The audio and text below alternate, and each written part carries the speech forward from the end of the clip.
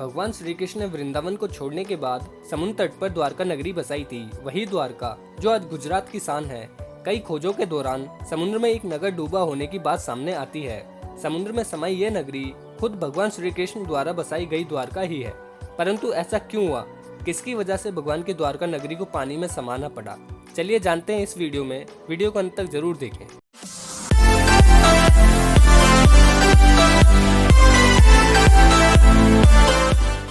महाभारत के युद्ध में पांडवों की विजय हुई थी। श्री कृष्ण ने युधिष्ठिर को राजगद्दी पर बैठाया और राज्य से जुड़े नियम कानून उन्हें समझाकर वे कौरवों की माता गांधारी से मिलने पहुंचे।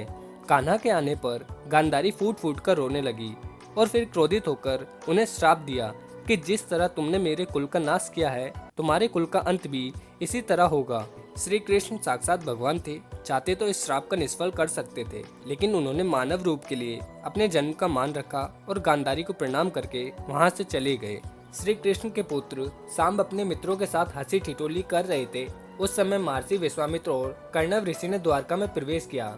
जब सांब के नवयुवक मित्रों की नजर इन महान ऋषियों पर पड़ी तो वे इन पुण्य आत्माओं का अपमान कर बैठे। इन युवकों ने सांब को एक महिला के वेश में तैयार किया और महर्षि विश्वामित्र तथा कर्णव महर्षि के सामने पहुंचकर उनसे बोले, यह स्त्री गर्भवती है, आप देखकर बताइए कि इसके गर्भ से क्या उत्पन्न होगा।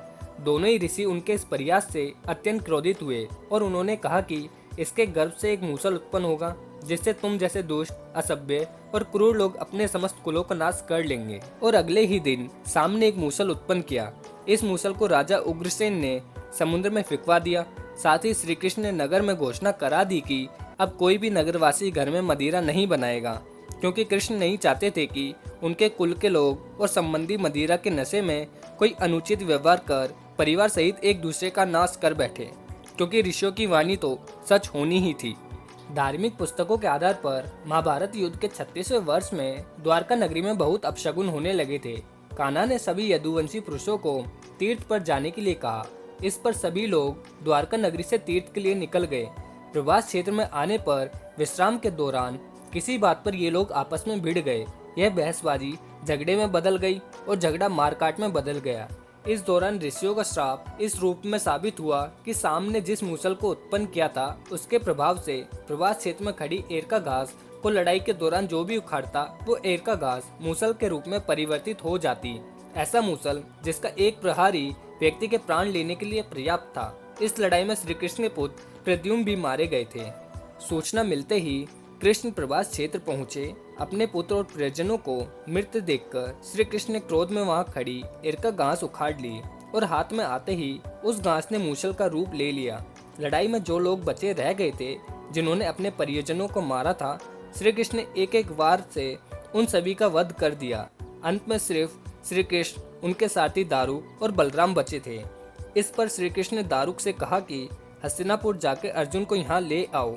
फिर बलराम को वहीं रुकने को कहा और स्वयं अपने पिता को इस संहार के बारे में सूचित करने द्वारका चले गए। कृष्ण ने वासुदेव जी को इस नरसंहार के बारे में बताया और कहा कि जल्द ही यहाँ अर्जुन आएंगे, आप नगर की स्त्री और बच्चों को लेकर अर्जुन के साथ हस्तिनापुर चले जाइएगा। जब श्री कृष्ण वापस प्रवास क्षेत्र पहुँचे तब बलराम जी ध्यानावस्था में बैठे थे।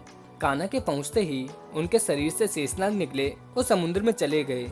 अब श्री कृष्ण इधर उधर घूमते हुए अपने जीवन और गांधारी के श्राप के बारे में विचार करने लगे और फिर एक पेड़ की छांव में बैठ गए। इसी समय जरा नाम का एक शिकारी का वाण उनके पैर में आकर लगा, जिसने दूर से उनके पैर के अंगूठे को हिरण का मुख समझकर वाण चला दिया था। जब वह शिकारी शिकार को उठाने पहुंचा तो श्री कृष्ण को देखकर क्षमा मांगने लगा। अर्जुन ने द्वारका पहुंचकर वासुदेव जी से कहा कि वह नगर के शेष बची सभी लोगों को हस्तिनापुर चलने की तैयारी का आदेश दे। फिर अर्जुन ने प्रभास क्षेत्र जाकर सभी यदुवंशियों का अंतिम संस्कार किया। अगले दिन वासुदेव जी ने अपने प्राण त्याग दिए। उनका अंतिम संस्कार कर अर्जुन सभी महिलाओं और बच्चों को लेकर द्वारका से निकल गए। जैसे ही उन लोगों ने नगर छोड़ा, द्वारका का राजमहल और नगरी समुद्र में समा गई।